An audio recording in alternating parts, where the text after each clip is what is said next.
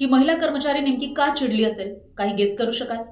पालकमंत्र्यांनी प्रजासत्ताक दिनाच्या भाषणात डॉक्टर बाबासाहेब आंबेडकरांचं नाव घेतलं नाही म्हणून ही महिला कर्मचारी थेट गिरीश महाजनांशी भिडली.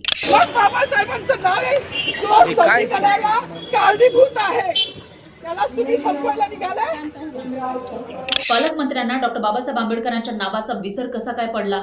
ज्यांनी संविधान दिलं त्यांनाच गिरीश महाजन कसे काय विसरले, असा प्रश्न विचारत या महिला कर्मचारीनं गिरीश महाजनांना धारेवर धरलं. पण नेमकी ही महिला कर्मचारी आहे तरी कोण?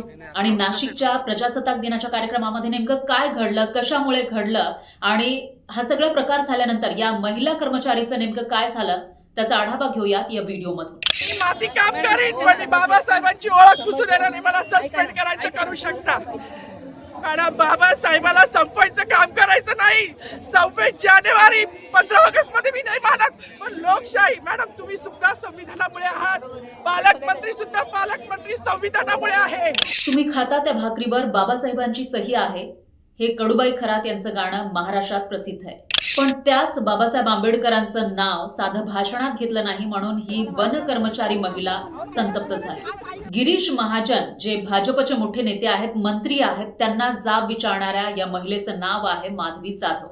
त्या वन कर्मचारी आहेत, वन विभागामध्ये कार्यरत आहेत आणि नाशिकमध्ये जेव्हा ध्वजवंदनचा कार्यक्रम होता त्यावेळेला मंत्री गिरीश महाजन यांचं भाषण झालं आणि त्याच्यामध्ये डॉक्टर बाबासाहेब आंबेडकर यांचं नाव नव्हतं म्हणून या महिलेनं त्या ठिकाणी आक्षेप घेतला. मात्र आक्षेप घेतल्यानंतर माधवी जाधव यांना पोलिसांनी ताब्यात घेतलं.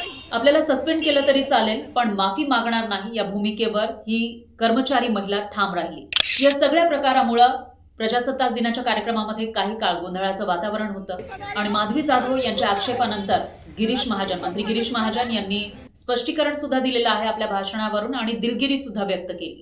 पण तोपर्यंत माधवी जाधव यांचा हा व्हिडिओ सोशल मीडियावर तुफान व्हायरल झाला. बाबासाहेबांचं नाव आहे जो संविधानाला कारणीभूत आहे, त्याला तुम्ही संपवायला निघालाय.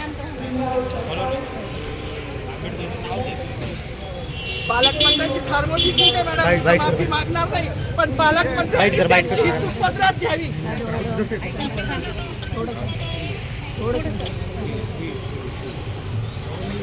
मला मीडियाशी घेणं नाही मॅडम, मला सस्पेंड केलं, मी वाळूचे गाड्या उपसी, मी माती काम करीन पण बाबासाहेबांची ओळख पुसून येणार मला सस्पेंड करायचं करू शकता. मॅडम, बाबासाहेबाला संपवायचं काम करायचं नाही. 26 जानेवारी 15 ऑगस्ट मध्ये मी नाही मानत, पण लोकशाही मॅडम तुम्ही सुद्धा संविधानामुळे आहात. पालकमंत्री सुद्धा पालकमंत्री संविधानामुळे आहे.